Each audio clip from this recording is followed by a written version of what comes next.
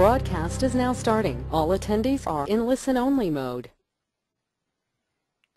Hello everybody, my name is Year.Her. I'm one of the co-founders of Canada Real Estate Investors Club, and we have in today very knowledgeable mortgage broker Claire Drage from Toronto. Hello Claire, how are you doing today? Hi everybody. Hello everybody. Hey.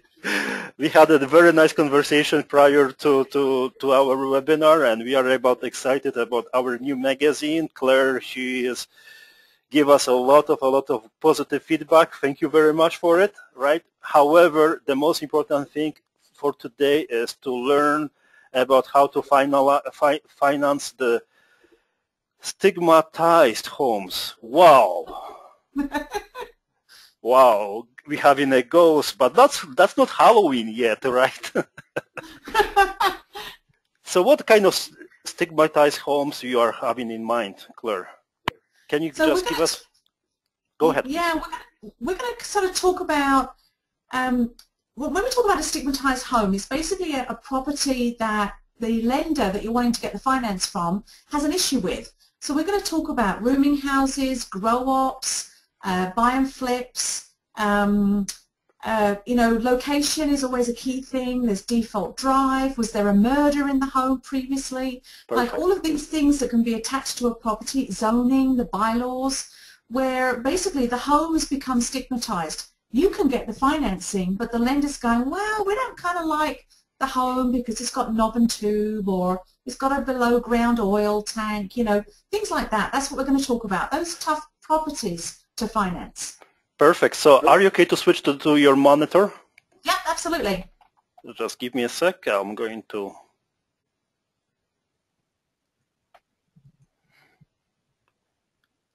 And to all the attendees of Canada REIC webinar, can you just confirm it if you see Claire's desktop? Okay, bear with me 1 second. Just get the right one over. Okay. We see your email. I can see that. There you go. It's coming. Okay. I don't see it. Can you see it? It's going to come in a second. There it is. Perfect. So it's all yours, Claire. Awesome. Well, thank you so much, Yarrick, again for inviting me to come and chat to you guys about financing stigmatized homes. So there's a number of areas we're going to talk about, and just wanted to give you just a brief introduction of myself. For those of you that haven't heard me talk before, I'm a licensed mortgage broker. I'm a real estate investor network, but I also train other mortgage brokers across the country as well, using my company called the Lion's Share Group.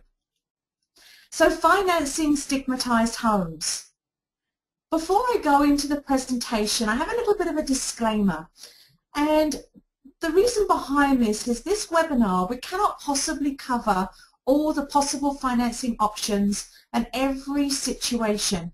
We're going to go through a number of different examples of challenged properties that I've seen over the 15 years I've been financing real estate, but we can't possibly do all the scenarios. What I'd like to invite everyone to do is, if you have questions or a specific scenario, and we have time at the end today, more than happy to answer any questions that you might have. Now again, just like there can be thousands of scenarios, every borrower and every property can be different. You're all very unique investors. So therefore, sometimes what it might take is a one-on-one consultation, a quick phone call with your mortgage broker of choice or myself to see what your own personal situation is. So today's going to have a lot of generalization, but again, it could come down to your personal situation and the specific property that you're looking at.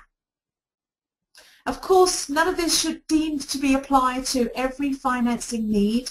So again, this is information purposes. As I mentioned before, you might need an individual consultation with an expert mortgage broker like myself, who can really analyze not just your situation but the property as well. So what is a stigmatized home? A stigmatized home is you are approved, you've got the financing in place, but the property isn't. So it could possibly be that you've been to your bank, you've been to a mortgage broker, and they've said to you, yeah, you can go buy 35 properties. or I can find you $2 or $3 million in financing. And great, you know, running out, you find a few properties, you put some offers in, and one's accepted. You bring that offer back to your mortgage broker or financial expert, and it's like, you're approved, but we have issues with the property. The lenders that we thought we were going to take you to don't like the specific property that you selected. So it's nothing necessarily wrong with you, it's about the property not being acceptable. But, you know, don't panic, there's lots of solutions. So we're going to go through a bunch of scenarios. Now, I'm kind of sounding a bit doomy and gloomy. So how bad is it really? Well, you know what? It's all about 3 key areas. The first one is, where are you getting your money from? So where are you going to be getting your money from? The degree of stigmatization. Now, what do I mean by that? The degree of stigmatization could be in situations where the stigmatized area is the condition of the property. So a property that you've looked at that you think is a great rehab, it's a great buy and flip. So you've got it under contract, there's money in the buy because you're a hard negotiator, you've used all the training you've had from REIC and all the teachings you've had, and you have managed to get a great deal. The property needs fixing up. The degree of stigmatization could be, is it just kind of get rid of that yucky wallpaper, you know, the carpet in the bathrooms, finish the cabinets, put granite countertops, do the flooring, coat of paint, and you're done? Or is it needs gutting? You know, it's disgusting, it's dirty, it's, you know, got damage, maybe it's the last tenants had a party in it. You know, the degree of stigmatization is going to vary on each property and each scenario. But we'll go through a few examples today just to kind of give you an idea. And your own personal situation. On occasion, a lender will look at you as the borrower, and if the property needs a bit of work and maybe there's some grey areas, they might look at you and go, well, you know, based on your scenario, based on your borrowing power, they'll let some things slide. So there are exceptions to the rule. But really, it's going to depend on all 3 of these areas, and we're going to go through them. So first of all, where are you getting your money from? You know where you're borrowing your money. You'll notice on the screen, I've put up 5 different lending financing options on where you might be getting your money from. They're in order of preference only from a best options, best rate standpoint. What I really want us to do this evening is briefly go over each of these 5 different types of places you can find your money to finance your portfolio, and talk about how do these particular lenders look at stigmatized properties. So the first one there, the green one, this is major banks and financial institutions. They're going to be those top 5 banks that you see as you walk down the street. You know, we all know who the major banks are. The purple you can see there is your alternate mortgage lenders. Now, these are very similar, very close to your major banks and financial institutions, but they could also be credit unions, trust companies, lenders like MCAP, First National, ING, HSBC, Street Capital, Montana, CMLS. Now, how many of you are probably thinking, I've never heard of any of those lenders? These are alternate lenders. They have the similar options and power to loan you money at a very reasonable rate with great options, but they're just not one of the top 5 major banks. They're bonded, they're licensed, they're government guaranteed, they have money available to lend to you for your investment portfolio, but you just might not be as familiar with them as you are with, you know, the big green comfy chair that you see as you go down the high street. Now, the light blue one there is your non-traditional subprime equity lenders. These are lenders that are traditionally focused on how much money do you have in the property. The non-traditional lenders are the ones we tend to go to for those of you that are self-employed, like me. You have multiple write-offs on your tax returns. Your personal taxes are going to show a low income. So therefore, you might need some flexibility on the income that you need to put on an application form. The non-traditional lenders are going to be the best ones for people like us. Then we go into both private lenders, joint venture partners, and hard money lenders.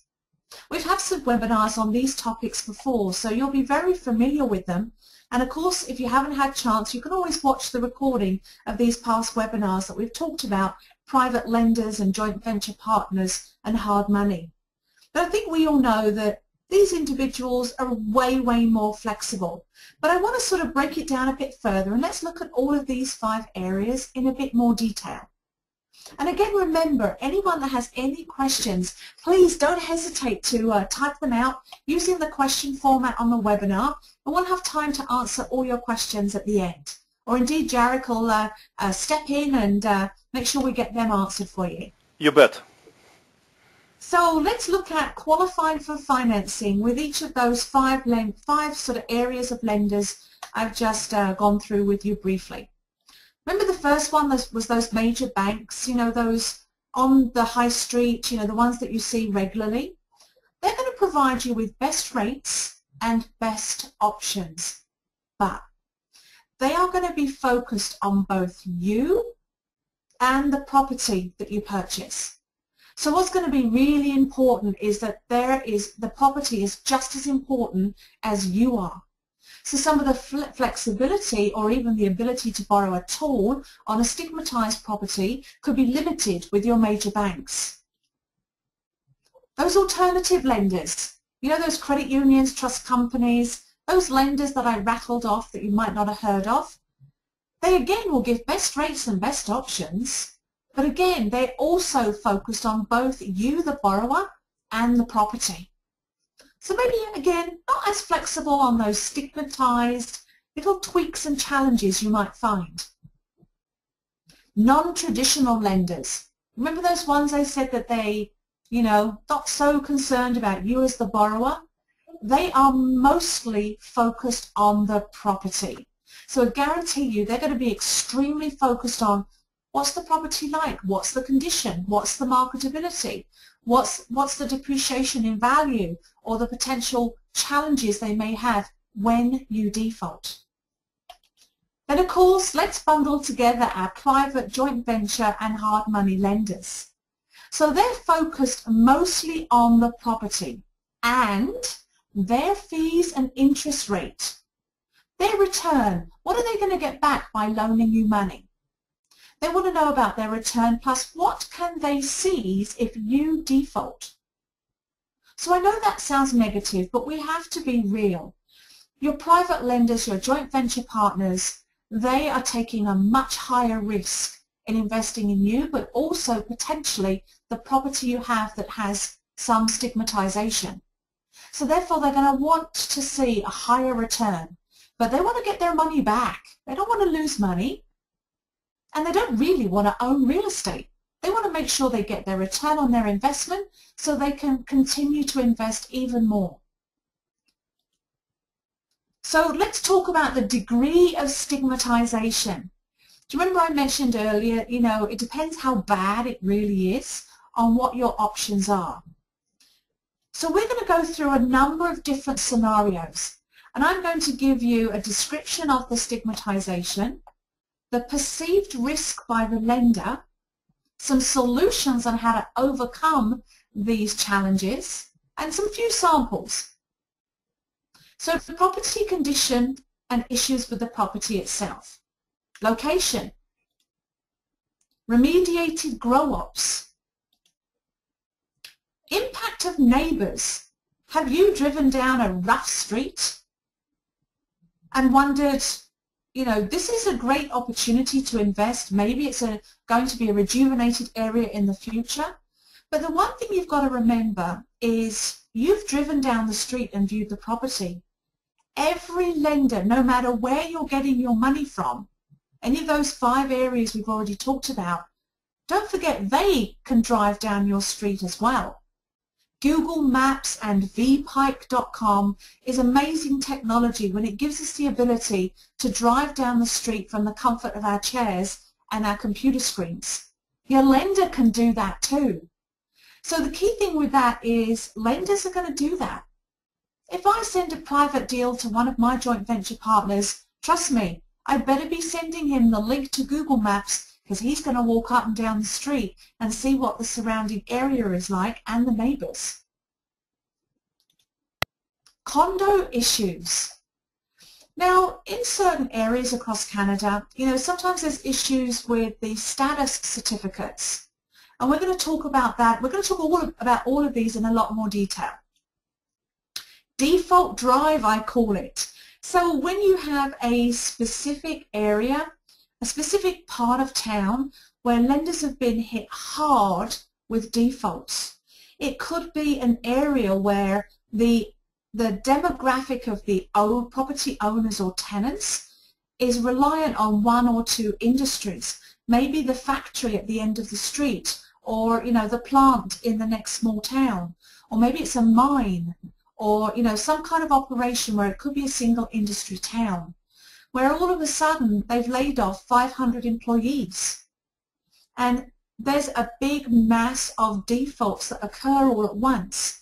And I don't mean, suddenly, oh, this Friday there's 100 defaults in one street. But what I mean is they start to see a pattern. Murder and death. I know, it kind of sounds a bit weird, but let's face it, there is legislation in many provinces where if a murder or a death has occurred in a property, it has to be fully disclosed to the buyer. And we're going to talk a bit about that too, because that can constitute a stigmatized home. Rooming houses. How many people on the call today have thought about purchasing a rooming house and have maybe come across challenges where there aren't as many options when it comes to financing? Could be illegal use, so the zoning of the property is not legal for its current use. And there's so much more, but what I really want to do is go through all of these individually, give you a more detailed description of what I mean, some risks associated with this, and also some solutions and samples. Excuse me. What I do want to remind you though is, remember, I am talking in generalizations, and every lender will look at these differently. So you do have to remember, where are you getting your money from? Just because you are an amazing borrower doesn't mean to say any lender is going to throw you $300,000, $400,000, $500,000, $600,000 on a property they don't like, that they deem to be stigmatized. So you're going to have to make some adjustments based on where is your source of funds right now. So let's go through some examples. Everyone ready for some examples? So let's look at property condition and issues with the property. So what sort of issues am I referring to? I'm talking about things like mold and damp. Basement foundation cracks. So you walk into a basement and there's a big crack on the basement floor. Asbestos. There could be asbestos products or, asbestos tiling, etc. in the property. UFI. I can never pronounce what UFI stands for, so I'm not even going to try. But I'm sure most of you are aware of what UFI is. It's something that was put into homes years and years and years ago, but it is deemed to be an environmental hazard and a health issue, and so, can be stigmatized. Low remaining economic life. I'm going to talk about that in a bit more detail in one of my samples, because that's going to affect the amortization and the borrowing qualifying. A leaking roof.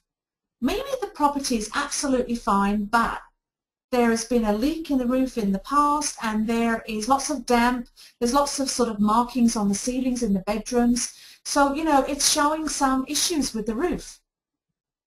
Maybe you found a fixer-upper. How many people on the call are looking to do some rehabs and fixer-uppers?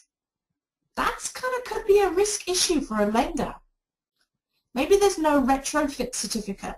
So those of you calling in from a province where it's required to have a fire code retrofit certificate for a property that has more than 2 units, maybe there isn't one, and that could be an issue too. Needs TLC. Those wonderful listings that you see, which is Fixer Upper Special, Reno Special. So basically anything to do with the condition of the property. There are so many more, like, knob and tube, copper wiring. I mentioned earlier about oil tanks, below ground oil tanks. That's probably a bit more of an Ontario thing than it is from something out west. There's a lot of these things that could be the wattage in the home. Some lenders don't like 60 volts coming into a property. They want minimum 110. That could be a problem for a lender and basically make it a stigmatized property for them. Again, I can't reiterate enough, it's going to depend where you're getting your money from, on how bad they deem it to be. So let's look at the lender's perceived risk. I know as well as you do that, you don't think this property is a high risk, it's a slam dunk, I've got money in the buy, I'm going to do some renovations, I'm going to get some great tenants, or I'm going to flip it into a rent to own or a sandwich lease option. It's a good deal, it's a good deal. The lender doesn't see it that way. Let's face it, if you had $200,000 in a big bundle of dollar notes in cash, you might feel a little bit more cautious handing it over if you had concerns about the property. And as investors, we've got to kind of understand where our lenders are coming from, even if it just makes us feel a little bit more better about the fact that everyone faces the same challenge. It's not you, remember, it's the property that is a challenge for the lender. So lenders perceive risk on a property that's in bad condition or has got some general issues. The property potentially depreciates in value. Now again, remember, when I say potentially, it's not guaranteed it's going to decrease in value. But if you purchase the home and it's in poor condition and you do nothing to it for 6 months, the likelihood of it going up in value is pretty small. So the lender looks at it and goes, what if you don't do anything to it? What if you don't repair the roof that you've promised to do? What if you don't gut it and put the new kitchen in? What if you don't replace the wiring so that you can get insurance on the property? The lender can't force you to do it because, let's face it, the lender has only 2 legal rights when it comes to the property after that lender has handed you over the money. Is it ever a good time, Jarek, to ask questions and see if the audience wants to answer them? Does anyone know what the 2 legal rights the lender has to the property after they've given you the money and you own the home? Anyone want to type out the answer? Have a guess? I can't see the question. Anybody? Question. Just type it in. Perfect. Now, can I see the questions? Let me have a look. There is if you'd like to have a questions, I'm going to unmute you. Mr. Sam. Just give me a second. Hello, Mr. Sam. Hi, Claire. Hi, Eric. I'd rather wait a little bit until the discussion will develop, and I will put my questions, if you don't mind. Awesome. Because I may get the answers while you're talking. Perfect. That's fantastic. Thank you very much, Claire. You're welcome. Well, maybe what I'll do is, why don't I give you the 2 answers to that question?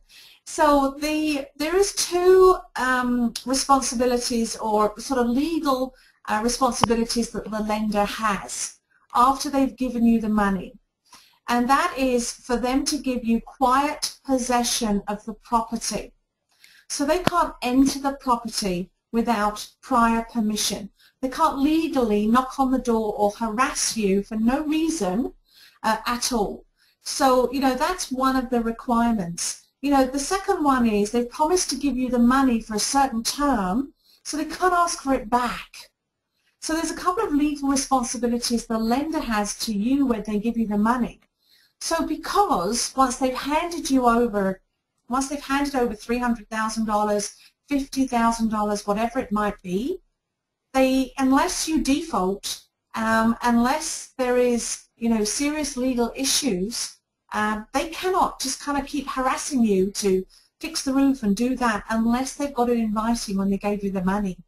So, unfortunately, I promised to fix the roof, just doesn't cut it anymore. You know, the golden handshake and, my words, my honor, it's just not there anymore like it used to be. So the lender looks at the property and says, it's only going to go down in value if it continues looking in the same condition it is when they hand you over the money. The important one here, is it uninsurable? If you can't get home insurance or property insurance on that property for when you take ownership, almost no lender will hand you over their money. Because here's what's going to happen.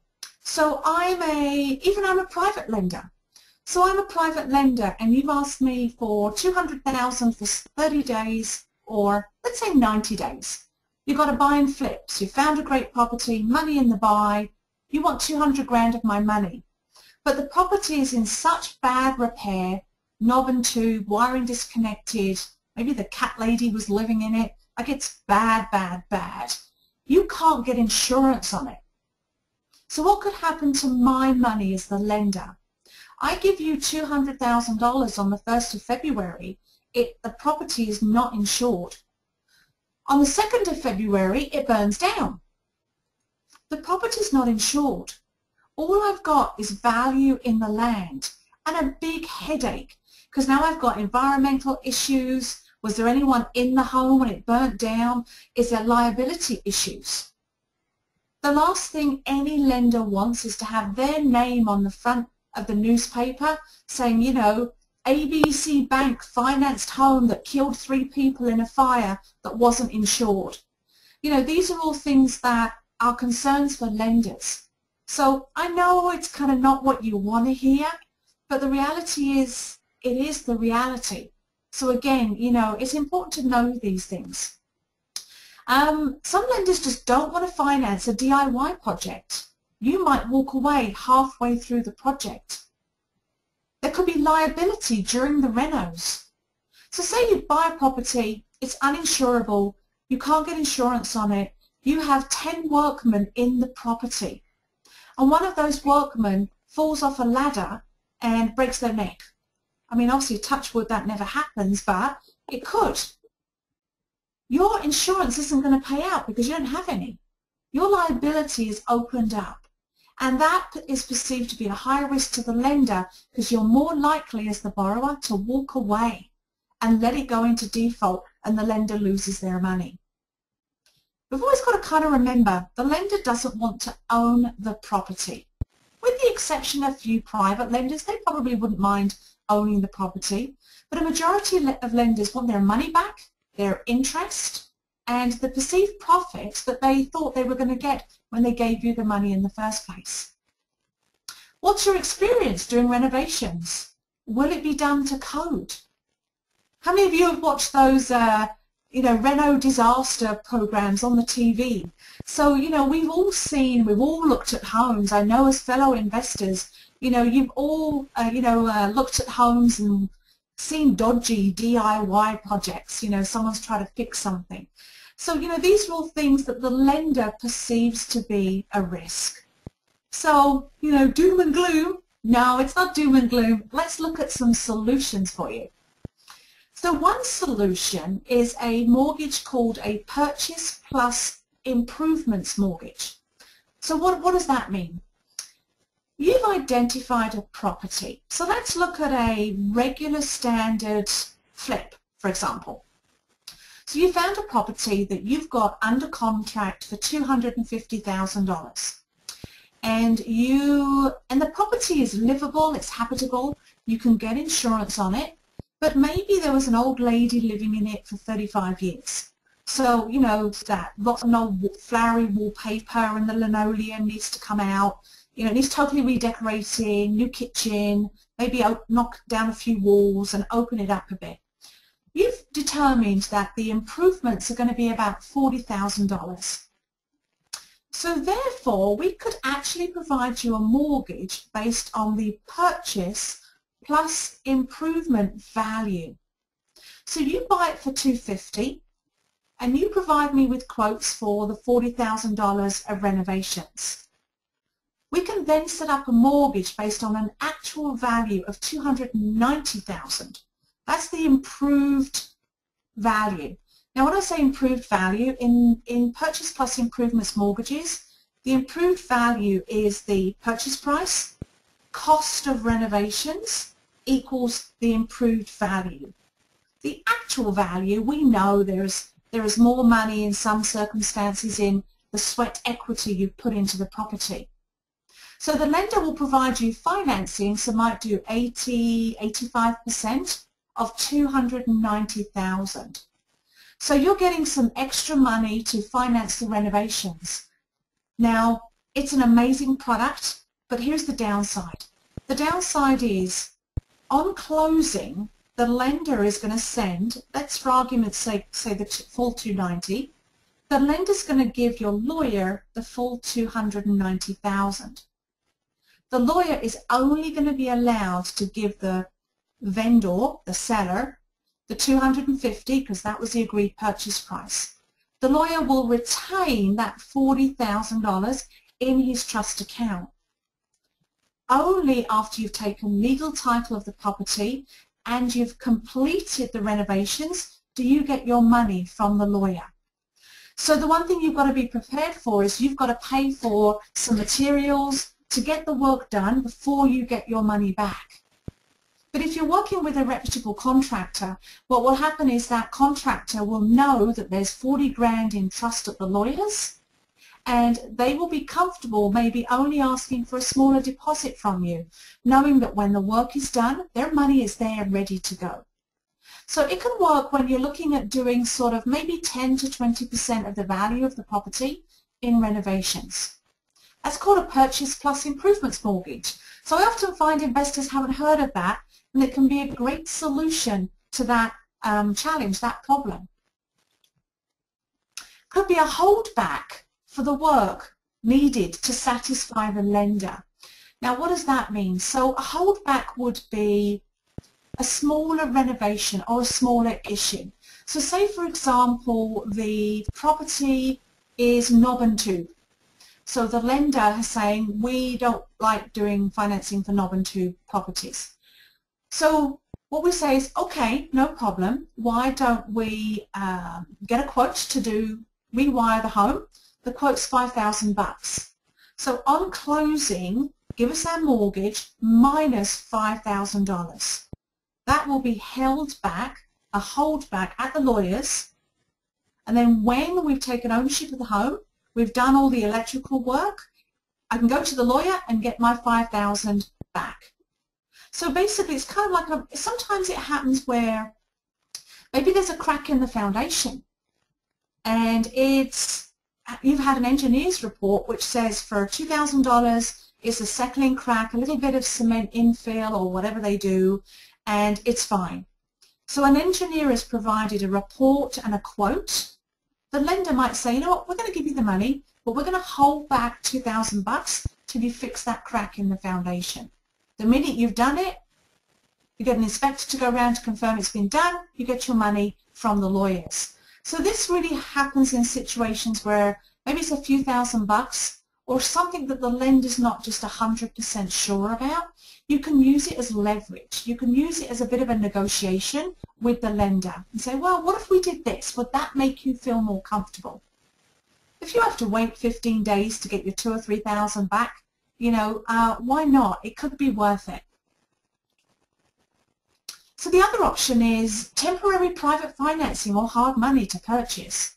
So instead of going to a major bank or one of those traditional lenders or subprime alternate lenders, you go private. You go private, hard money, you purchase the property, you do the rehab, then you refinance with regular traditional financing. So you can take advantage of the money in the buy, you know, the value in the buy. And again, it's going to come down to your private lender. Where are you getting your money from? Your joint venture partner.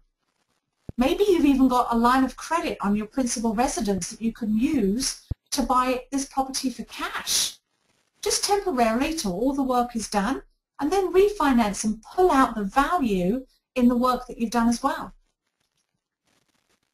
The other one is, what if the property really is like, it's a knockdown, like it's like, The whole plan is to flatten the property completely. So therefore, you will actually be buying the property based on land value only and doing a construction draw mortgage where financing is provided based on the land value and then draws, usually 4 to 5 draws, to get you to complete the property, get your occupancy certificate, and you're done. So depending on how bad it is, if it really is like a tear down, then you could be doing it as if you were buying bare land. Now, the only downside with that is you have to have enough funds to demolish the existing property and get the new foundation laid. So I've done a couple in the last few years where it's been a very, very small home on a large lot, like a typical infill area, where the base foundation of the original home is fine. So, you know, the original foundation remains, and they just knock down the home and add an extension to the foundation. So they're not replacing the whole foundation, just a small portion or maybe doubling the size. And then we do it as a construction draw mortgage. Vendor takebacks, those properties that are stigmatized, those vendors, those sellers, they know if there's issues with their properties. So negotiating vendor takebacks, you know, if they know there's a challenge financing their homes, every lender's, you know, not say every, but, you know, any borrower that goes to a mortgage broker is going to be told right off the bat if they feel there's going to be any challenges with the property. So therefore, you know, the vendors are going to know that already. Maybe they've even struggled to get financing. Now, in some provinces, you can assume the existing mortgage on the property. That could be an option. But the borrower's got to qualify, and the lender will re-qualify the property. So if they've, you know, I don't know, let's say, for example, the vendor had a grow-up in the property, and now he's in jail. So, you know, maybe he wants to do a vendor take-back even though he's in jail. You know, your challenge might be still financing it later on. And we're going to talk about grow-ups in a bit more detail. So let's talk about a few samples of property condition. So as I mentioned earlier, those cosmetic changes. So you know those MLS listings that kind of say like this one, which is renovator contractor special. Rare find, great opportunity for renovators. Lots of potential in this sought after area. So the one thing you've got to remember is the lender will read the notes on the MLS listing. On occasion, I cringe when I see words on a listing because I know my potential lender is reading them. It's not that I want to hide anything, but when a lender reads renovator special, immediately the first thing they're thinking of, it's a piece of garbage. So I'm not going to put my money there. It's also about supply and demand. If there are borrowers wanting it, you know, then it's going to change the way lenders do things. But people always want money. And so right now there is enough people to loan money to, enough borrowers, that lenders can be pickier on which properties they finance. So this one we would do a purchase plus improvements. It was actually a reasonably good home, and you know, it just needed some, you know, it had that old linoleum, that kind of stuff. I said about the age of the property, how is that going to impact your financing options? And here's an example of one that I mean. So the property was built in 1940. So the actual age would be 74 years old, right? So the property is 74 years old. When we get an appraisal done on the property, the appraiser is going to tell us two things. Well, actually, the appraiser is going to tell you a lot of things, but the two things when it comes to the age of the property are going to be the effective age. Now what that means is the property is 74 years old, but based on its current condition, it kind of looks like an 80-year-old home. So it's not faring that well. It's just like looking at two 50-year-olds next to each other. They can both look 10 years difference in age. The same occurs with properties. The appraiser is then going to look at the remaining economic life, the REL. Remaining economic life is how long, based on its current condition, is this home going to remain standing and habitable and insurable. So the remaining economic life is key for you as an investor. The reason being is every lender, with the exception of the privates, is going to want the amortization to be 5 years less than the remaining economic life. So a remaining economic life of 20 years, you're looking at a 15-year amortization. The lender basically doesn't want their mortgage to outlive the property because default will occur and you're more likely to walk away. This is key. This gets some investors, I won't say caught, but stuck, because the property cash flows really well. You've used a 25 or a 30-year amortization, and suddenly the remaining economic life has an impact on your cash flow analysis. Now that property doesn't provide you with the cash flow you were looking for. Location, location, location. Let's go into location. And don't forget, any questions, we'll make sure at the end we have enough time, and I can always jump back to some of these slides if you have a specific question on a specific stigmatized challenge, if you like.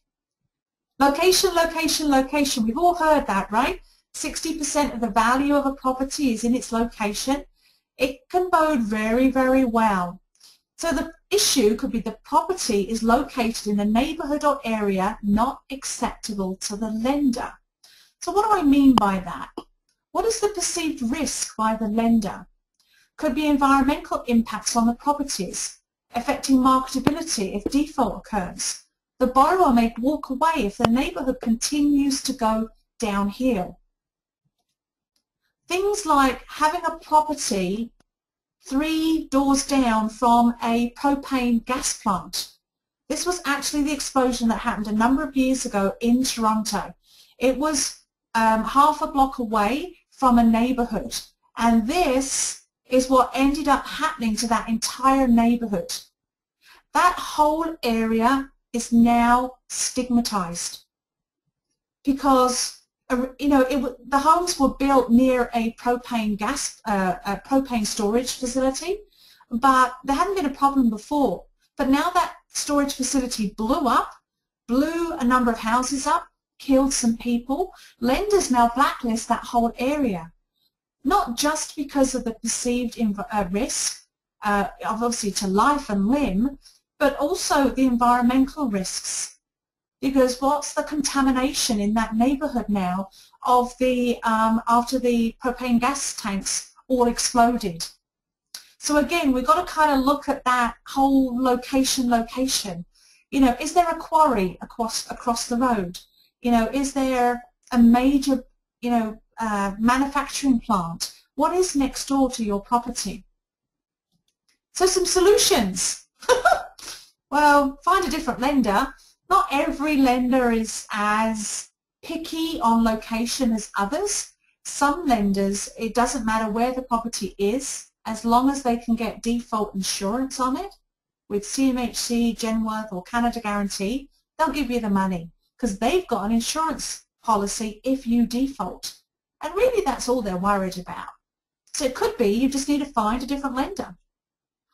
Maybe you have to increase your down payment. Maybe putting 10 or 20% down isn't going to cut it. Maybe the lender will want you to have more down payment in so that you have more to lose. So you're taking over some of the risk that the first mortgage holder feels that they're taking as well. Vendor take back. Again, the vendor will know if you're going to have challenges with the financing. So it's asking for a vendor take back. So location, location, location also kind of comes into the impact of the neighbours. So what do I mean? What would the issue potentially be? The cat lady next door, a grow-up close by, unkept properties nearby, a rough neighbourhood. This is a home that previously had about 300 cats living in it. pretty disgusting. This is the garage in that property. Hang on, it's going to come up. My apologies, guys. There it is. So, you know, when you think about it, you might be looking at that and going, oh, we can do a mass clear out. You know, this is a great reno. We can get that done. That's a stigmatized home. And the fact is that home, if you Google that address, you're probably going to see newspaper articles about the cat lady for years. And that's the challenge as investors sometimes we face, you know, where the internet, I mean, Google, if you're buying a property, Google the address, see what comes up on the street, you know, look at those articles. Because, you know, sometimes stigmatization nowadays is staying longer with the property because of full disclosure and the darned internet.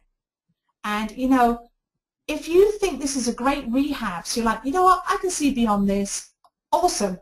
You buy it, you renovate it, it looks beautiful. But can your buyer see beyond what they kind of know is behind the walls? You know, your potential buyer or tenant might not be able to see beyond what you see. Not everyone's got the vision. And I'm not saying don't buy it. I'm just saying be prepared of the challenges you might face. Not just for you owning the property, but when you go to sell it, the person buying your property is going to inherit the same stigmatization that you had when you found the property in the first place. So risk, as I mentioned earlier, environmental impacts on properties, marketability, you know, you might walk away, the neighborhood continues to kind of go downhill, cross-contamination. You know, the flea house next door, or suddenly it's the whole flea neighborhood, and there's tenants and people flying out of the area because it's just gross to live there and it's a health hazard. So solutions. It's only really a concern with equity lenders where the property is the main focus. So some of our more traditional lenders, believe it or not, can get beyond it if it's been cleaned up. You might have to review the plans. Is there any plans with the city to rejuvenate the area? Is the province putting in thousands of dollars or millions of dollars into that area to rejuvenate? It could be an option where you're buying for cash and you're gonna look at that area for future growth. It could be a buy and hold strategy, and the hold being for a longer length of time. Could be a perfect future infill. Knock it down, build a new home. So let's talk about remediated grow-ups. So some people in Ontario call me the grow-up queen because, you know, no, I don't have a grow-up in my basement. And the fact that I know how to finance grow-ups. I mean, sorry, what I mean is I know how to finance remediated grow-ups. If you want to start a grow-up, I won't give you the money, but you know, I know the very small amount of lenders that will consider remediated grow-ups. There is a lot of stigmatizations. You know, there's you know, you can just Google, you'll see addresses and websites. In some cities, they actually have a grow-up registry where you can see properties. Realtors in almost all provinces, I believe, have to fully disclose the knowledge of it ever being a grow-up, ever, or the existing owner. So, you know, obviously the issue is previously a grow-up. Now, the one thing I want to mention here is when we say a grow-up can be as little as one plant that the owner had in their garage, right up to a complete hydroponic, you know, operation in the basement and all the floors of the property. So when we say a grow-up, grow-ups, you know, can be small, they can be massive operations. It doesn't matter whether it's one plant or a complete, you know, setup like you can see on the screen. The lender's going to still only hear grow-up. So, you know, that sometimes can be a challenge in itself. So, you know, the issue, obviously, is the labelled home and homeowner. You've got to think that, you know, our past client's going to pop by at 2 in the morning to get their fix. So you buy a remediated grow-up and you're going to flip it. Obviously, you're going to disclose to the new property owners You know, some owners don't want to be known in the neighborhood. Oh, you're the ones that bought the grow-up. Again, that stigmatization is not just with you, but your future buyers, tenants, or rent-to-own tenants. Mold and chemical residue and issues, long-term health risks, unknown future issues. You might think it's remediated, but is it? You know, lenders just don't want to be associated with a grow-up. Solutions. There's only 2 major lenders in Canada that will finance remediated grow-ups. So working with an expert mortgage broker like myself that knows immediately who those 2 are is going to help you speed up the process on whether buying a remediated grow-up is right for you. Private financing. You have to go private. And remember, you know, we've got to think about your long-term goal with that property. You know, you might be buying it now to hold, but in 3 years, this stigmatization could still be with the property. How are your potential buyers going to view it? And I know I mentioned that a few times because it is something you've got to think about. You can't think about the immediate, you know, oh, I'm going to buy it and make 30 grand in the buy. You know, I'm going to do some renovations, it's going to be great. That is, you know, immediately what the results are going to be, but you've got to think long term.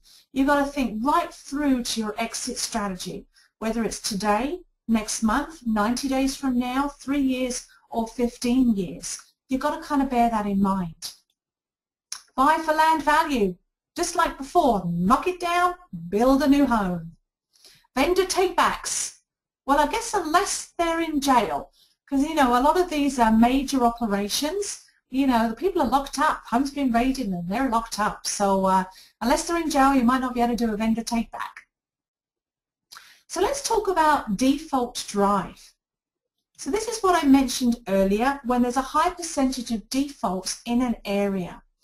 When any lender reserves the right to not lend in a street, a town, a location, you know, a part of town, a certain area, they basically, there's no law telling them that they can't tell you that they won't lend on that particular street. They don't have to give a reason. They just say, no, we're not interested, thank you very much. So, you know, when there is a high percentage of defaults in a certain area, some lenders get very, I call it lending shy. You know, they don't want to, they've already been bitten. They've already lost money. You know, they're seeing a trend. They don't want to continue losing money. And again, it could be because the same employer is in that catchment area and that employer has laid off staff. So a potential pattern of that demographic of the area and neighborhood, you know, once bitten, twice shy. When you've lost 50 grand at, you know, number 1 Main Street, you're not exactly going to loan number 2 Main Street 50 grand as well. You know, you've already been bitten, you're not going to do it again. So solution is maybe you're going to find another lender. Not every lender has a different list. Depends on where they got burned. So it could be you have to go through a few lenders to find the one that will loan on that property. Private financing. Vendor takebacks. Again, vendors know if their home is stigmatized.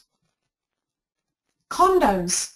So I'm only going to touch on this briefly because typically I find that condos can be a relatively small market for real estate investors simply because sometimes it's a challenge with the condo fees or the community fees to cash flow the properties, you know, sufficiently. But on occasion there's issues with the status certificate. So the issue is the condo is blacklisted, there's no reserve fund.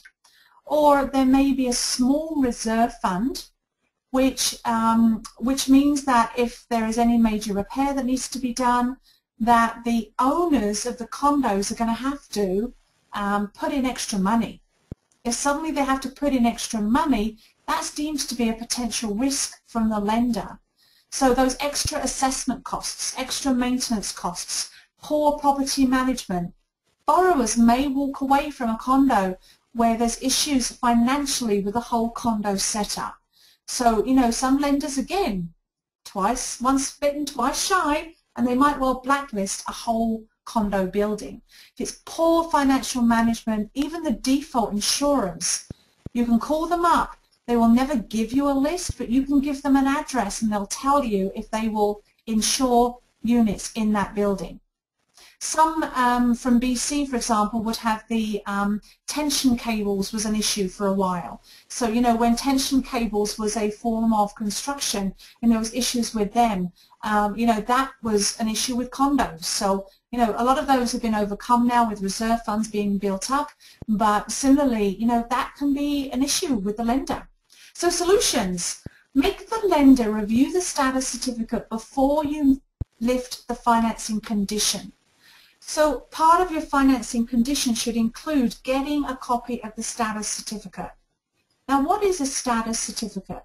It's the condo documents. It's not just a certificate. It's kind of like a whack of paper, which is minutes of meetings, AGMs, resolutions, the bylaws, and the financials, including the reserve fund.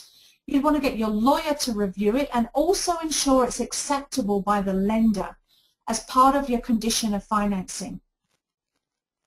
Now, what I would also do is, if we feel there may be a special assessment down the road, and it's in the minutes of the last meeting, and it says, you know, the last condo board meeting, they said there's going to be an extra $100 a month, then I, as the mortgage broker, will build in the qualifying of you that extra $100. So go to the lender now and say the current condo fees are $300 a month, but based on our initial review of the status certificate, we're estimating they're going to go up to $500, and we've already built that into the qualifying. The borrower still qualifies if the condo fees go up. So I think you should approve this. So this is when a good mortgage broker could come into play for you in helping you negotiate, or not helping you, they will negotiate for you. Vendor takebacks to increase the down payment, limit the risk for the lender, you get a bit happier, they'll give you the money. Temporary private fundings and funds until the issue is resolved. Maybe there's going to be some major repairs, and when it's done, the condo units are going to go up in value. So maybe you have to do temporary private money, joint venture, hard money. Or do a rent to own with the vendor. Maybe that's an option. Murders and deaths. I know, you never thought you'd be on a presentation about financing properties. Now, what is the issue? So a death has occurred in the home. So why is that deemed to be a stigmatized property? Well, again, do you want to be known as, oh, you're the guy that bought the home where there's that triple murder in there? Or, oh, you bought the home where, you know, the husband is being accused of strangling the wife. You know, again, it's that stigmatization which comes with the property. It can devalue the property, which could be great for you for the buy, but again, what have I mentioned earlier about what about when you want to sell? Is that stigmatization still there? Will people still be able to Google the story about that home? So it can also be bad karma, you know, negative energy in the home, superstition. You might, you know, feel comfortable, but maybe your spouse who walks in the home gets the EBGBs, you know, because she knows a murder was committed, or feels it's bad karma. But again, you might be fine, go, oh, suck it up, it's only a murder, it's fine. But you know what, again, what about your buyer? What about your tenant? You know, how are they going to feel? You know, there's no risk from a financing perspective, unless it was the banker that committed the murder. So, I don't want to name any banks, but, you know, ABC Bank, you know, financed the property, and then their employee murdered 3 people in the home. You know, that bank has already been labeled, so, you know, they might not want to be attached to that home again. So solutions, you know, it depends. The solution is going to depend on how violent was the murder. Was it a natural death? You know, if 89-year-old grandma passed away in her sleep calmly after having an amazing life in this home, is that property stigmatized? No. It's going to be absolutely fine. But if it was like, then, you know, that could be an issue. So again, it depends whether it was a natural death or a violent death. It's a personal decision, really. It's kind of up to you. You're going to get financing, but it really is up to you. For you as the buyer, and your future buyer as well. So let's talk about rooming houses. So a favorite with real estate investors, because boy, do these suckers cash flow. So they usually provide you with a very, very high cash flow. So the issue is the property's a rooming house. Student housing, multiple tenants, one front door, communal kitchen. So whether it's called rooming house, student housing, boarding house, or even if it's a regular single-family home that happens to have 8 students living in it. The key thing is, whether it's a registered rooming house or not, or student housing, the lender's going to find out. The lender's going to do their research and due diligence to see if it is student house or a rooming house, even if it's not legalized as one. They're going to Google the address. Are there any ads on Kijiji for student tenants? They're going to look at the listing. If it says perfect rooming house, perfect student rental, again, when the home is labeled as a rooming house, and also if it kind of looks like a duck, sounds like a duck, it probably is a duck, that's what the lender's going to look at. So what's the risk from the lender's standpoint? Well, multiple tenants, changing demographics, tenant supply changes. So if it's student housing, what if the university shuts down their major programs in the area? Suddenly you've got no more students that want to rent your home. Negative influences in the neighborhood, damage and reputational risk. So what do I mean?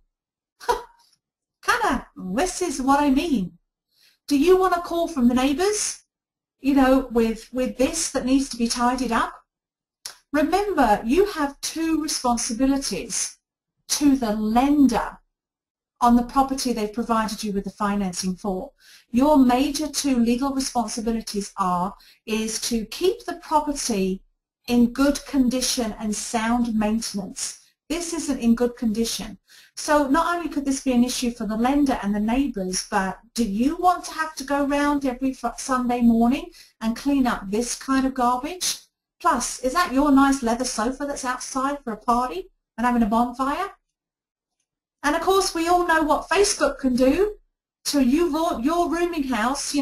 Buddies having a few beers and a pizza on a Friday night suddenly becomes like a mob party. I don't know if you can tell, but the patio doors are open and everyone's streaming in. So, you've got to consider that, especially now with social media, those parties can get a wee bit overhand. And when your demographic are students, it's more likely to happen. So the solution, full disclosure. If it looks like a duck, like I mentioned earlier, it is a duck. So therefore, if it looks like a rooming house, let's finance it as a rooming house. There's lenders that will finance rooming houses. CMHC will even default insure them. 15% down payment. Now you might be paying higher rents. Seems to be higher risk. You may have to put more down payment. It might be a 35% down payment that's required. But the 35% could be made up with a vendor take-back or a private second mortgage. So, there's sometimes you might have to put more down payment to reduce the first mortgage lender's loan to value, but we can make that up with some private money. But we've just got to do it the right way. And again, could be private financing all the way. So illegal use. Let's talk about properties that aren't zoned correctly, or they're zoned correctly, but their current use is not what the zoning says. So, it doesn't comply. So maybe you've got a 6-plex, but the zoning is actually, you're not supposed to have more than a 4-plex. So in essence, you've got 2 illegal units. So definitely the traditional, non-traditional, and the major banks, that's a huge liability issue. If someone is, if there's a fire in an illegal unit in your building, you have massive liability issues, and the lender can be looked at financing illegal properties. There's also insurance coverage. Can you get insurance for it? Also, do you want to be, it can sometimes be a challenge when it's like, wow, there's extra units, that's got to be good, right? I'm talking about really illegal. I'm not talking about legal non-conforming. I'm not talking about conforming and non-conforming. I'm talking about totally illegal. So it's a single-family home that's now a fourplex, but it's not a legal fourplex because the zoning only allows for single-family. The issue could be it'll only take one neighbour to complain about too many people parking outside the home next door for a bylaw officer to come round and basically shut you down. You know, they'll evict your tenants. No, they can't evict, but they'll start the process to get you to conform to the bylaws. So these solutions would be purchasing with private funds, a joint venture, convert the zoning, and then refinance. So maybe it is a fiveplex, but it's an illegal fiveplex. So it should be a fourplex, but the existing owner that's had the property for like 20 years has converted a big two-bedroom into two one-bedrooms to get more revenue. So there's nothing wrong with buying that with private financing and then legalizing it into a fiveplex. You know, you got to check with the local bylaw zoning, or maybe you have to convert it back to a fourplex and then refinance once it's legal. So legalize the units. Here's a prime sample. So this is a large family two-story home, features over 2,000 square foot of living space. Previous use as a retirement nursing home is now permitted use along with HR zoning. So, you know, has ample parking and offers a multitude of opportunity. So this is on the listing. So HR zoning in this particular instance was, you know, it can be a church. So basically the property that is kind of being pitched as a two-story family home actually has zoning to be a retirement home, a nursing home, a motel, a bed and breakfast, a church.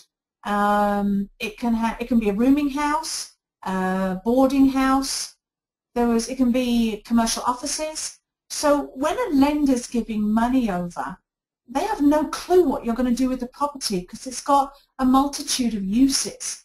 So they really want to know, what are you going to do with it? Prove it. We'll give you your money when you make it a single family home and you move into it as a single family home. So that's why you might have to go private until you can prove to the lender that it's going to be used as its legal use.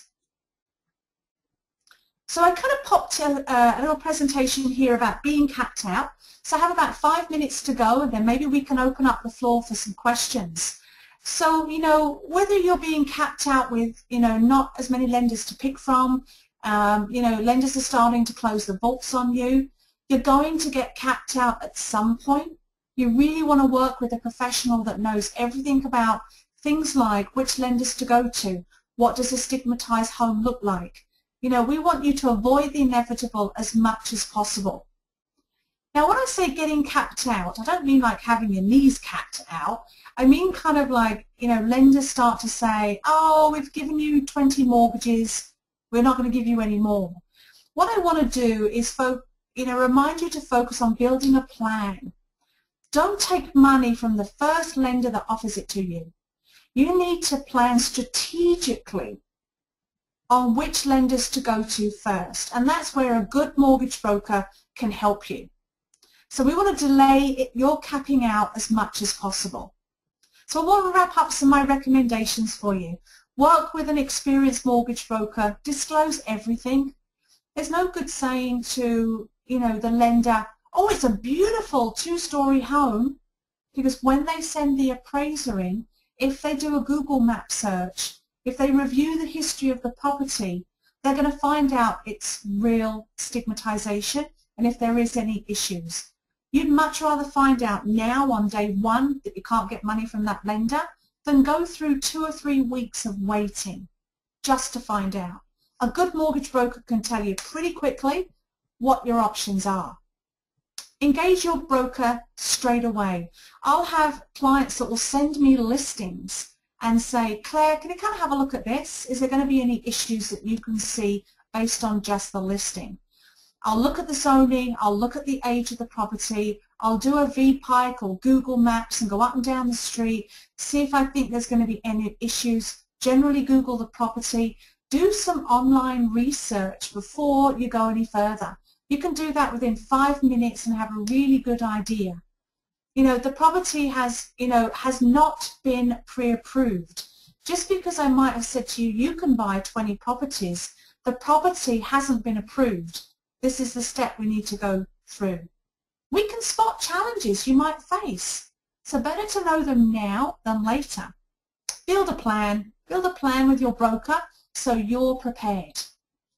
So as you know, we'll give you the reality check. I'm going to tell you what you need to hear, not what you want to hear. You might have thought that property was amazing and a great buy, and I've just told you we're going to have a challenge. So I hate bursting people's bubbles, but what I do like doing is building it back up again. Let's blow that bubble up again and see if we can't find you the right financing and a plan. So pre-screening, again, I want to remind you, as a broker, we will look at the property and focus on all of these areas. Even things like, the tenant demographic, property tax assessments in the surrounding area. Some of you probably just heard me mention a website called vpike.com. vpike is an amazing website. I'm going to see if I can bring it up on the screen. I think we have a minute. I was actually just going up and down a street earlier. Maybe I'll just pop it on here right now. When you go on Google Maps, you can go kind of up and down the street, and you get the little man, and you can kind of plop the man on the map, but you put it in the wrong space. You're kind of totally messed up. If you use vpike.com instead, oops, I'm just going to go to an old street that I used to live on. You click on Street View. What's really, really cool is it gives you both maps. So it's going to come up in a second. You'll notice I typed in the address. I'll just wait for it to appear for you. It's coming up any second. Yay! So with vPike, it's powered by Google Maps, but you can walk up and down the street here. At the same time, you can move the man. So I might say, well, what's this intersection there? What's that? So you can do both. And you might want to know, well, does this home have a garage behind it? Easy. Go to the satellite view, zoom in, see if it's, oh, look, it's got a pool, lovely, backs onto a green space. So I really can kind of get a more detailed view of the property and go up and down the street. So this is the really cool part about using vPike, and it's powered by Google Maps, and it's just as up to date as what Google Maps is. So I love it. It's a great website. So what I'd like to do now, let me just go back to that final page. Bear with me 1 second. I think I've just lost my PowerPoint presentation. Hold on 1 second.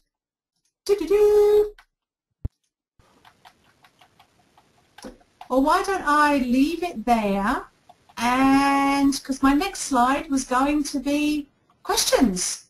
Does anyone have any questions? This is kind of like, are we good now for time, Jarek, if we go into questions? Is there anything else you'd like me to cover?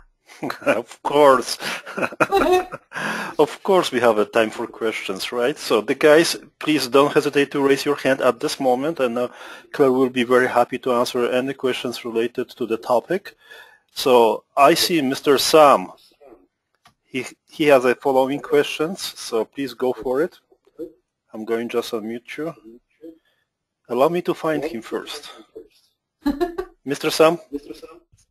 Hi, can you hear me? Yeah.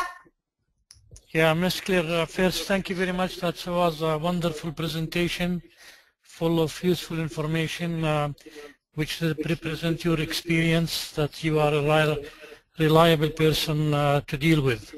Thank you, thank you. And thank you, Yarek, for bringing such a nice, wonderful lady to entertain us tonight. As you said, it's not Halloween time, could be better at Halloween time, but we can live with that. So Claire, I have just a few questions. I hope you have time for me. Yeah. I try to be fast. First question, do you know any other websites besides Google that we can find history information on houses, especially for grow up and crime and whatever? There are some registries, depending on the municipality and where the property is, because as real estate investors, we buy properties right over Canada. So, you know, what you want to do is, well, one thing you can do, not necessarily online, is call the local precinct, call the local RCMP or the police station in the area. They'll be able to tell you, they'll be able to look in their registry to see if there is any, you know, registered. Some areas there is a registry. It's not always publicized because of course everyone's innocent till proven guilty. So making information as openly public, you know, you can Google it and hopefully try and find it, but in some areas there's a lot more, you know, registry available, but basically it's Google and call the local police station to see if they are aware of any issues or concerns. Yeah, I actually did some research on that issue for the city and RCMP, but they don't have really full information. They have some major issues on the properties, and you cannot really get much from them. And sometimes it could be talk to the neighbours. Maybe you have to walk up and down the street and talk to the neighbours if you have any concerns. I have an answer. Okay. Mark it down, guys. Spotcrime.com. I'm going to write that one down. Thanks, Derek. Yeah, I have been to this site, Eric, but I didn't find all the information I would love to find. Definitely, but it's good for the beginning, for the making the research. Yeah. It's a good thing if you don't find anything on it, or by Googling, or, you know, talking to the neighbours. At least it's a start, right? Yeah, okay. Now, just to confirm, you said the lenders has two legal obligations. One is not to come to the house at any time, and the second is not to ask for the money at any time. Am I right? Yeah, so the second one is, so basically they've got to give you quiet possession of the home, which means they're not allowed to bug you. You know, they can't, you know, drive past and, you know, remind you to put your garbage cans in and stuff like that. But the second one is they promise to give you the money under specific terms at a specific rate. They can't retract that. So, for example, if I'm a private lender and I'm going to give you, Sam, $100,000, and we've got it in writing, you're going to give it back to me in 1 year. I can't suddenly say in 3 months, oh, Sam, I need my money back, give it back to me now. There's a legal contract in place, which means I cannot request that of you. I can maybe hope that you default so I can go power of sale to get my money sooner, but I can't ask for my money back before the term on the mortgage. Okay. Unless I should back up, unless you've defaulted on the terms, and, you know, unless obviously you're in jail or something. Right. And not making the payments. Okay, a sort of a stupid question. What does a TLC stands for? You mentioned it a couple of times. Oh, no worries. Never a stupid question. I always say the stupid question is the one you don't ask. So it's tender, loving care. So a property that needs some tender, loving care. So Which TLC. Well, it kind of means, you know, it could be that home that's been lived in by an old person for 30 years, and it's got, you know, old carpets, old wallpaper, and the property just needs a little bit of attention. Not major knockdown renovations. Maybe what it needs is a good tidy, a lick of paint, some new flooring, and it's great. So it just needs some tender, loving care. It needs someone to come in and make it a home. Okay, beautiful. Just be careful. Another stupid question. What is a retrofit certificate? Oh, so this would be specifically, especially in Ontario. So in Ontario, back in the 1990s, there were a large amount of fires in multi-family buildings.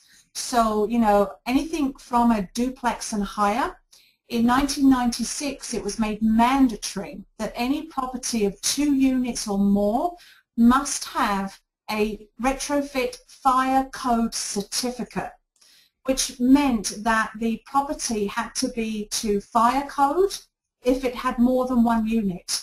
So as in, you know, proper firewalls, proper means of egress, you know, means of getting out of the place in a fire. Maybe it needs fire extinguishers or carbon monoxide detectors. So basically it's a certificate that the fire marshal issues to the homeowner to say that the property is safe, you know, and you know, meets all the fire code requirements. And it's actually a certificate that you get, and it's mandatory. Okay. But it's, you've got to check in the province you're buying the property. Every province has their own fire code legislation, and it's changing all the time. Okay. My next question will be, are you aware of any city or municipality where they are obliged to repair a house where there was a grow up in it? Nope. You haven't come across things like that? No. So whoever buys it, he buys it as is? Absolutely. Fix it according to the code and then do whatever he wants to do? Yeah. I guess the only time I've seen it, I think I've only seen it once in the 15 years, is where the property has been completely abandoned by everybody. So, you know, the city has had to basically, you know, demolish the property for environmental issues because it's a hazard to everyone else. So, you know, where they've basically sort of taken over the property. But there is no sort of grants or anything that I'm aware of anyway that will help you remediate a grow up. Okay. So that's all for now for this session. That's great questions. Thank you. Thank you, Mr. Sam. It's great questions. You just gave us the ground to put some good questions. Awesome. Yeah, I appreciate your time. Thank you. Yeah. Thank you, Yarek. You're most welcome, Sam. If you having a math lab, there are in the history of real estate in Canada situations where a city had to rebuild entire building because of the health hazard. Yeah. Meth lab is not very often to be seen, but it's good to know about such kind of situations. Yeah. Just to answer you to Sam. Thank you very much. Okay, and we have a Linda. Let's unmute Linda. Linda, where are you? Okay, here we go. Hello, Linda. Hi there. Can you hear me? Hello. Can you hear me? Yep. Yep. Okay. Yep. My question is, will a lender look differently at a rooming house if there is a commercial business operating on the street level in the same building? Will they look at it differently? Yes. Will they look at it more favorably? Not necessarily. It depends. It depends on the overall location. It will also depend on what percentage of the square footage of the entire building is commercial versus residential. So, you know, you know, ideally most lenders, because it's in essence it's a mixed use property, typically they'll want to see no more than 30% of the entire square footage being commercial and the balance being residential. So it does come down to what are the ratios between commercial and residential. So it will limit the number of lenders you can pick from. They tend to be more of the credit unions or the treasury branches, the local credit unions, that would consider them more favorably. But they definitely look at them differently, more favorably, not necessarily.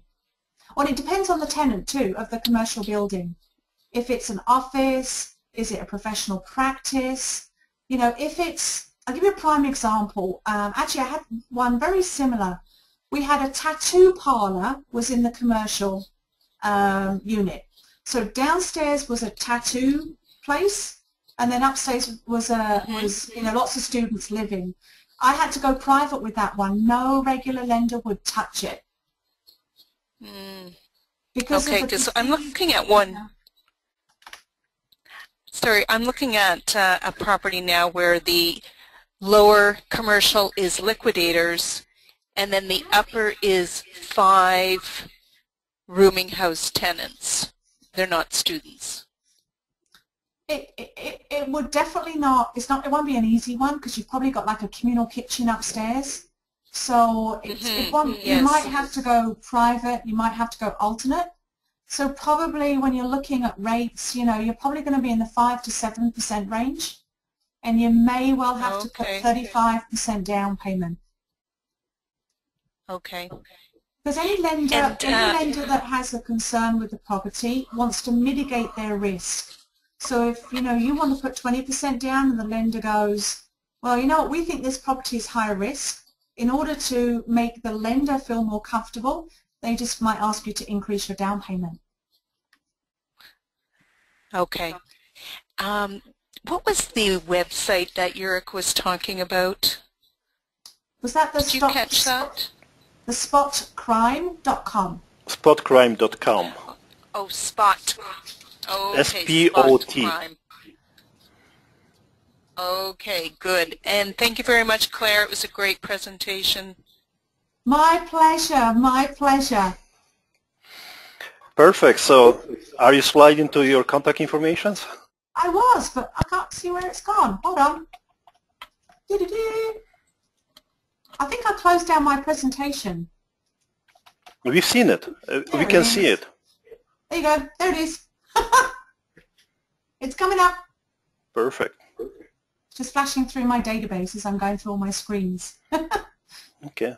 Anyway, I have your business card in case I could read it. Aww. Okay.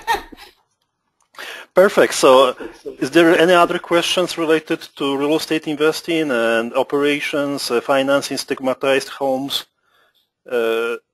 We have 30 more seconds. So Claire, I have a personal question about your being queen, with all the respect, and I truly believe that you are.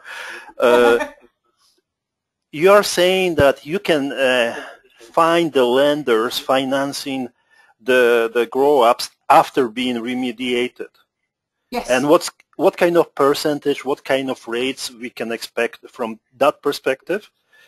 And there is a lot of questions which I've been having from Canada REIC members. Secondly, what will be the strategy and what would you suggest for people which they are looking towards the grow-ups, like to remediate prior to having the financing and everything, right? So.